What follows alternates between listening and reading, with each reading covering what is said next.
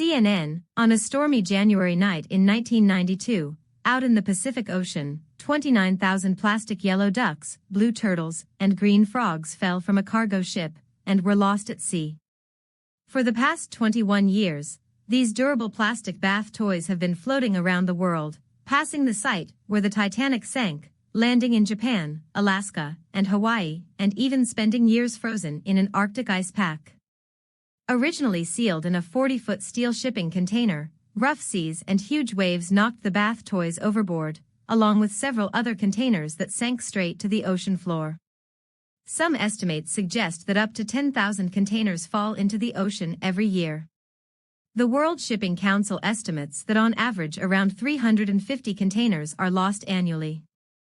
Due to severe weather and high seas, accidents, or incorrect stowage, there are now shipping containers littering the seabed all around the world. Many float on the surface for months, some rupture and release their goods, but most eventually sink to the bottom, creating deep-sea stepping stones between ports across the globe.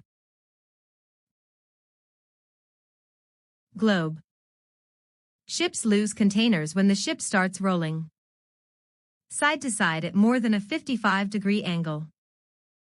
Kurt Ebbesmeyer, oceanographer, and self-confessed beachcomber Kurt Ebbesmeyer says, usually container ships lose containers when the ship starts rolling side to side at more than a 55-degree angle. You have to imagine a couple of dozen containers falling overboard together. When they start banging together, it's a very, very violent episode. Approximately 90% of worldwide cargo travels by sea, an overwhelming percentage. At any one time, approximately 6.7 million containers are in transit globally by sea every year.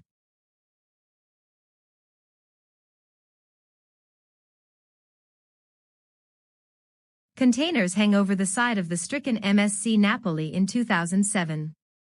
Image, Peter McDermott/Getty Images/file. In June of this year, a 5-year-old container ship, the MOL Comfort, broke its back in heavy weather and split apart off the coast of Yemen. There were no casualties, but all 7,000 containers, reportedly carrying consumer electronics and clothes, were lost after the ship caught fire and subsequently sank, a catastrophic event that cost insurers between $300 to $400 million in claims. You literally never know what's going to wash up onto shore.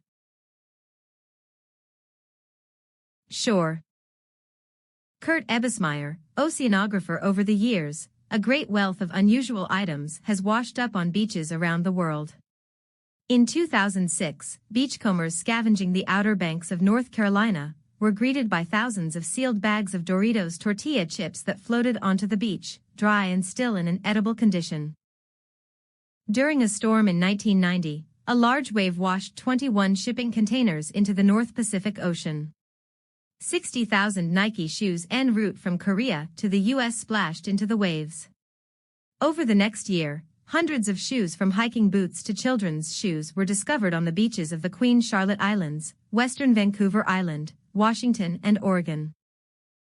But it is the plastic animals that have proved most valuable for scientific research of great ocean currents, the so-called engine of the planet's climate.